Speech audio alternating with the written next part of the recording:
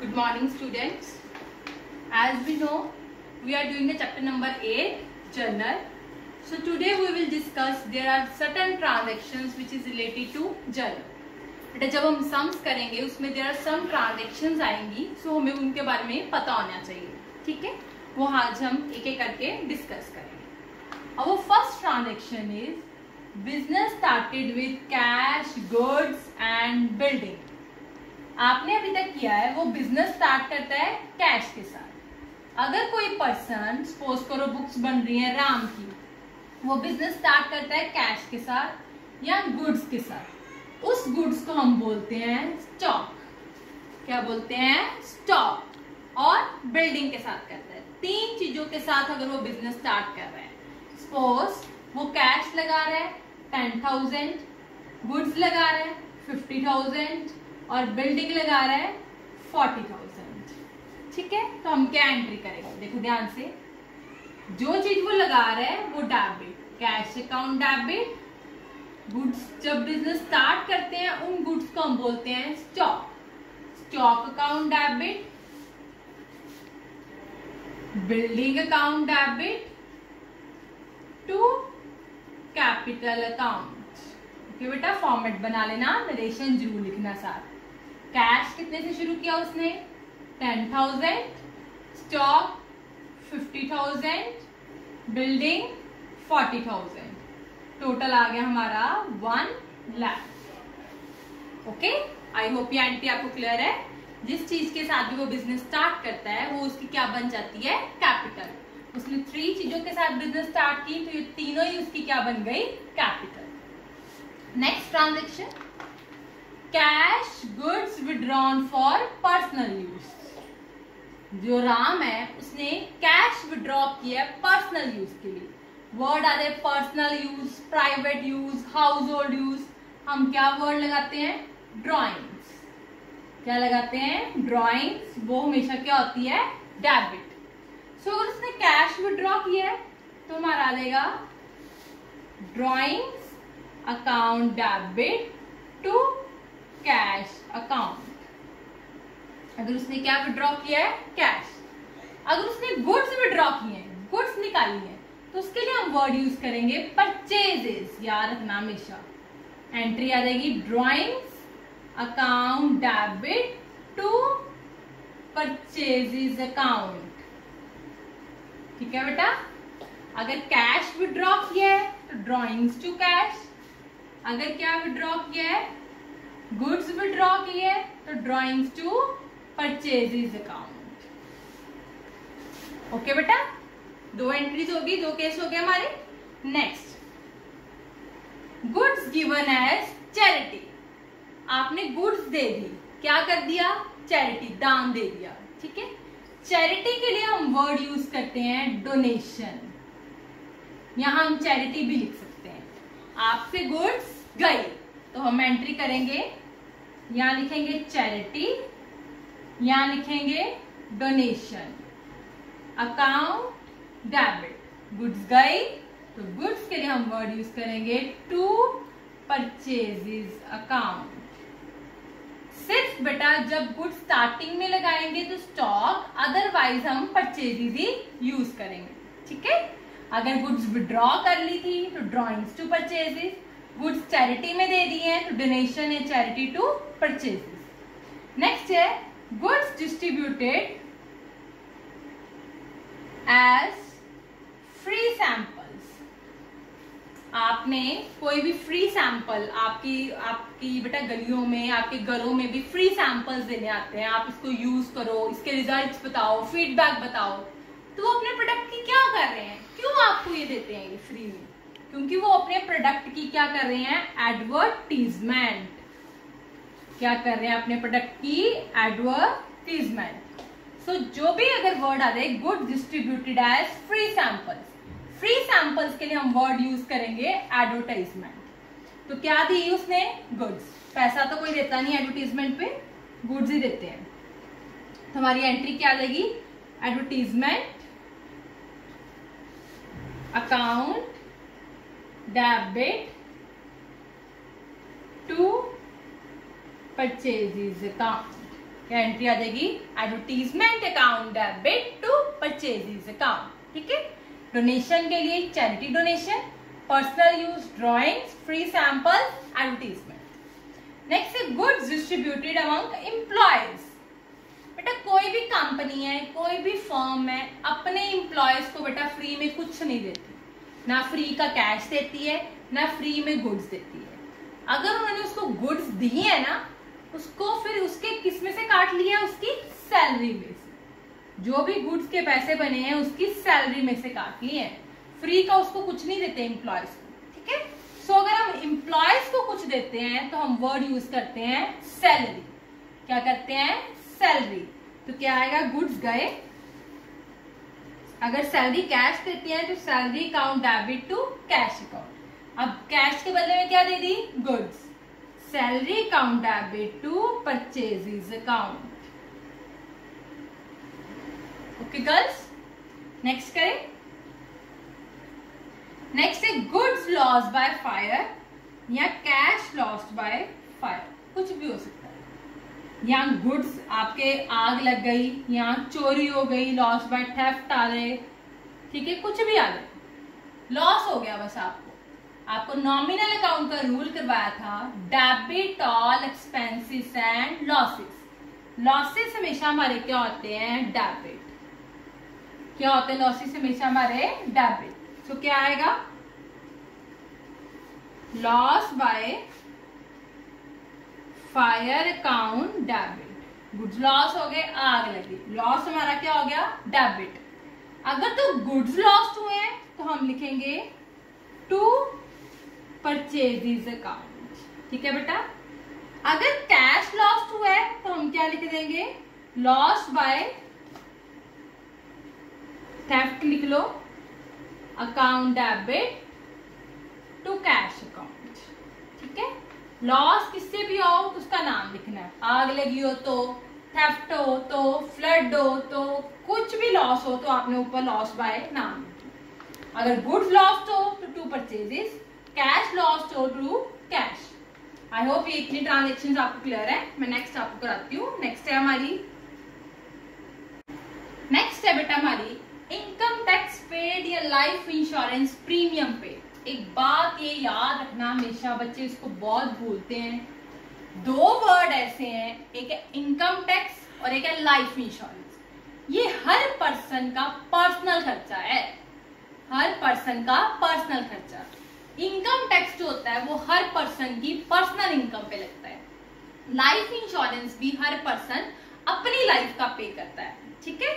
सो ये दो एक्सपेंस, चाहे वो इनकम टैक्स है चाहे वो कौन सा लाइफ इंश्योरेंस प्रीमियम, ये दोनों पर्सनल एक्सपेंस है। कौन सा एक्सपेंस है, पर्सनल एक्सपेंस। तो इसके लिए हमारा वर्ड यूज होगा ड्रॉइंग्स। क्या वर्ड यूज होगा, ड्रॉइंग्स। कभी लिखा हो लाइफ इंश्योरेंस प्रीमियम आपने पे किया तो आपने ये नहीं लिखना life insurance premium to cash, आपने क्या लिखना है, drawings account debit to cash account, ठीक है बेटा। अगर सपोज ऐसे लिखा हो insurance premium paid, insurance premium paid, अब इसके साथ लाइफ तो नहीं लिखा ना, कोई भी इंश्योरेंस प्रीमियम पे हो सकता है, तो हम सीधा ही लिख देंगे insurance premium account debit to cash account. Okay, clear है बेटा, दोनों में फर्क। अगर वर्ड लाइफ आ गया है तो वो ड्रॉइंग्स बन जाएंगी, अकेला इंश्योरेंस प्रीमियम लिखा है तो हम इंश्योरेंस प्रीमियम ही यूज करेंगे। इनकम टैक्स आ गया तो भी हमारी क्या बन जाएंगी, drawings. Next adjustment, one of the most important adjustment मैं आपको आज कराती हूँ, बहुत बहुत ध्यान से करना। देखो, discount. What is the meaning of discount? Discount means reduction in the sale price of goods. जब आप कोई गुड्स खरीदते हो या बेचते हो तो अगर आपको डिस्काउंट मिलता है तो उसकी आपकी सेल प्राइस क्या हो जाती है, रिड्यूस हो जाती है, ठीक है। Discount is of two types जो हम कर चुके हैं, one is trade discount and another is cash discount, ठीक है। ध्यान से सुनना मेरी बात। ट्रेड डिस्काउंट बेटा सभी को मिलता है, ये मतलब ये मिलता है जैसे कि जो बड़े बड़े होलसेलर्स होते हैं उनको मिलता है, जो बल्क क्वांटिटी में गुड्स को खरीदते हैं। इसको हम क्या करते हैं, इसको हम अपनी बुक्स में शो नहीं करते, सिर्फ इसको अपनी अमाउंट में हम डिडक्ट करके नेट अमाउंट को शो करते हैं। ट्रेड डिस्काउंट होलसेलर्स जो कि बल्क क्वांटिटी में खरीदते हैं उनको मिलता है, इसको हम बुक्स में शो नहीं करते और इसको सिर्फ अमाउंट में डिडक्ट करके नेट अमाउंट हम अपने बुक्स में शो करते हैं। ठीक है। एक है कैश डिस्काउंट। कैश डिस्काउंट सिर्फ उसी को मिलता है जो कैश में एट अ टाइम पेमेंट करता है, हर किसी को नहीं मिलता। ठीक है। किसको मिलता है, जो किसी ने पेमेंट करता है कैश में, जिसको हम बोलते हैं कैश डिस्काउंट। सपोज देखो मैंने 50,000 की गुड्स खरीदी, मुझे उस पर लिखा था 10% आपको कैश डिस्काउंट मिलेगा। मैंने बोला मैं 20,000 की अभी पेमेंट कर देती हूँ और 30,000 की मैं अभी पेमेंट नहीं कर सकती। कितनी पेमेंट मैं अभी कैश कर रही हूँ, 20,000। तो 10% जो कैश डिस्काउंट है मुझे किस पे मिलेगा, 20,000। जितनी पेमेंट मैं ऑन द स्पॉट करूंगी कैश में, उसके ऊपर मुझे कैश डिस्काउंट मिलेगा। चाहे वो चेक के थ्रू करूं, चाहे कैश के थ्रू करूं, चाहे डेबिट कार्ड क्रेडिट कार्ड के थ्रू करूं, बट पेमेंट मैं उसी वक्त करूंगी तभी मुझे कैश डिस्काउंट मिलेगा, वरना उधार पेमेंट करने पे मुझे भी कैश डिस्काउंट नहीं मिलेगा। ठीक है। इसको हम बुक्स में शो करते हैं। जैसे मैंने आपको बताया था ना, कैश और डिस्काउंट कभी अलग नहीं होते, वैसे ही इसको हम डिस्काउंट शो करते हैं। ठीक है। अमाउंट में भी माइनस करते हैं और बुक्स में भी शो करते हैं। आई होप आपको क्लियर हो गया हो। ट्रेड डिस्काउंट शो नहीं करते, कैश डिस्काउंट शो करते हैं, उसको अमाउंट में डिडक्ट करते हैं, उसको भी करते हैं। ये सभी को मिलता है ट्रेड डिस्काउंट। ठीक है। जो बल्क में गुड्स खरीदते हैं, ये किसको मिलता है, जो सिर्फ ऑन द स्पॉट कैश में पेमेंट करते हैं। ठीक है। नेक्स्ट मैं आपको एक एक करके कराती हूँ, 3 ट्रांजेक्शन है।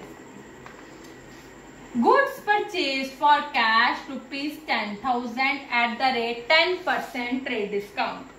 आपने गुड्स खरीदी, सबसे पहले देखना है कि आपका डिस्काउंट कौन सा है।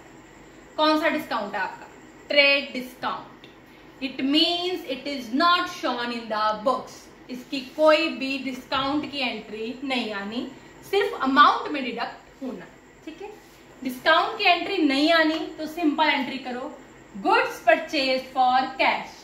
गुड्स खरीदी, कैश किया, गुड्स आई, क्या वर्ड यूज करेंगे, परचेजेस, अकाउंट डेबिट, कैश गया to cash account, purchases account debit to cash account. ठीक है बेटा। आप देखो अमाउंट कैसे लगाओ, आप अपना बिल चेक करो, आप कभी कोई मॉल गए हो, कहीं पे भी गए हो, आप अपना बिल देखो, वहां डिस्काउंट कैसे लगता है। मैंने गुड्स कितने की खरीदी, 10,000। 10,000 की मैंने गुड्स खरीदी, टोटल अमाउंट है। ठीक है। उसके ऊपर डिस्काउंट लगा, कितना, 10%। 10,000 पे 10% किया तो मेरा आ गया 1,000। डिस्काउंट हमेशा क्या होता है, माइनस। डिस्काउंट से आपका प्राइस कम हो जाता है ना। आप देखो 20% डिस्काउंट, 30% डिस्काउंट, सो आपका डिस्काउंट से प्राइस कम हो जाता है। तो कितने की मतलब आपने गुड्स खरीदी, 9,000। नेट अमाउंट आप कितना पे करके आए, 9,000। 10,000 की गुड्स खरीदी, 1,000 आपको डिस्काउंट मिल गया, सो आप कितनी पेमेंट करके आए, 9,000। मैं यहाँ पे लिख देती हूँ, माइनस 1,000 आपका डिस्काउंट। ये कैसे आया, कैसे आया 1,000, 10,000 पे मैंने 10% लगाया। ओके। तो मेरा कितना आ गया, यहाँ पे लिखूंगी 9,000। It is not shown in the books, it is just deducted in amount. Okay. ये लग गया पता, trade discount. This is our trade discount. Next देखो, नेक्स्ट है goods purchase for cash ₹10,000 at the rate 5% cash discount. चलो आप ऊपर वाला ही ले लो, 10% कैश डिस्काउंट। देखो दोनों बिल्कुल सेम है, क्या डिफरेंस है दोनों में, इसमें कौन सा डिस्काउंट है, ट्रेड डिस्काउंट, इसमें कौन सा डिस्काउंट है, कैश डिस्काउंट। ट्रेड डिस्काउंट को हम एंट्री में शो नहीं करते तो मैंने नहीं किया, कैश डिस्काउंट को हम शो करते हैं। कहाँ शो करते हैं, कैश के साथ। कैश डिस्काउंट है ना, तो किसके साथ शो होगा? कैश के साथ। अगर कैश 2 है तो डिस्काउंट 2 हो जाएगा, अगर कैश डेबिट है तो डिस्काउंट डेबिट हो जाएगा। ठीक है, अब गुड्स परचेज की, गुड्स आई, कैश गया, तुम्हारी एंट्री बनती है। पहले एंट्री लिखते हैं फिर अमाउंट लिखते हैं। Purchases account debit to cash account. अब मैंने देखा कैश डिस्काउंट है तो डिस्काउंट भी आएगा to discount account. Okay, goods खरीदी, कैश किया और साथ में डिस्काउंट भी आया। अब मैं अमाउंट कैसे लिखूंगी? मैंने गुड्स कितने की खरीदी? 10,000। परचेजेस में कितना आ जाएगा? 10,000। ओके, टू डिस्काउंट, डिस्काउंट मैंने निकाला कितने का था? 1,000 का। टू डिस्काउंट अकाउंट इधर आ जाएगा 1,000। नेट अमाउंट मैंने कितना पे किया? 9,000, यहाँ आ जाएगा 9,000। ओके, आप ऐसे भी निकाल सकते हो 10,000 माइनस 1,000, 9,000। हमेशा आपकी ये साइड और ये साइड हर एंट्री की सेम होनी चाहिए। अगर इधर 10 है तो इधर भी 10 नहीं है। आई होप ये आपको दोनों क्लियर हो गए हो। ठीक है, अब मैं आपको एक एंट्री कराती हूँ जिसमें ट्रेड डिस्काउंट भी है और कैश डिस्काउंट भी है। ऑलवेज रिमेंबर, पहले ट्रेड डिस्काउंट लगता है क्योंकि वो होलसेलर को मिलता है, फिर कैश डिस्काउंट लगता है क्योंकि वो कस्टमर को मिलता है। ठीक है, तो अब हम एक नेक्स्ट एंट्री करते हैं, देखो ध्यान से। नेक्स्ट है goods purchase ₹10,000 at the rate 10% trade discount and 5% cash discount. At the rate 10% trade discount and 5% cash discount. आपने गुड्स खरीदी 10,000 की, 10% उसके ऊपर ट्रेड डिस्काउंट है, 5% उसके ऊपर कैश डिस्काउंट है। तो पहले हम ट्रेड डिस्काउंट और कैश डिस्काउंट दोनों में। अब ट्रेड डिस्काउंट तो हम शो नहीं करते, बट कैश डिस्काउंट तो हम शो करते हैं ना। ठीक है ना, हम पहले एंट्री लिखेंगे। ओके, देखो, purchases account debit to cash account. वैसे तो एंट्री यही आनी है, बट कैश डिस्काउंट भी है तो टू डिस्काउंट अकाउंट भी है। Purchases account debit to cash account to discount account. अब देखो कैसे एंट्री करनी है, देखो ध्यान से, मैं कैसे वर्किंग नोट में ध्यान से देखूं। आपने गुड्स खरीदी 10,000, इतने की मैंने गुड्स खरीदी। ओके, इसके ऊपर 10% लगा ट्रेड डिस्काउंट, क्योंकि मैंने पहले ट्रेड डिस्काउंट लगाया, माइनस ट्रेड डिस्काउंट। 10,000 पे 10% कितना आ गया? 1,000। ये आ गया 9,000 की नेट गुड्स आपने परचेज कर। समझ के बाद 10,000 की गुड्स पे 10% अगर ट्रेड डिस्काउंट लग गया तो आपने गुड्स कितने की परचेज करी? 9,000 की। तो हम परचेजेस में कितना लिखेंगे? 9,000, ना कि 10,000, क्योंकि ट्रेड डिस्काउंट हम डिडक्ट करके लिखते हैं। देखो जैसे यहाँ पे लिखा। ओके, ये क्लियर हो गया बात? 10,000 में से 1,000 ट्रेड डिस्काउंट माइनस किया तो नेट परचेजेस आपने कितने की? 9,000। अब इसके ऊपर 9,000 के ऊपर लगा कैश डिस्काउंट। 10,000 पे नहीं लगना, क्योंकि आपने गुड्स कितने की खरीदी? 9,000 की।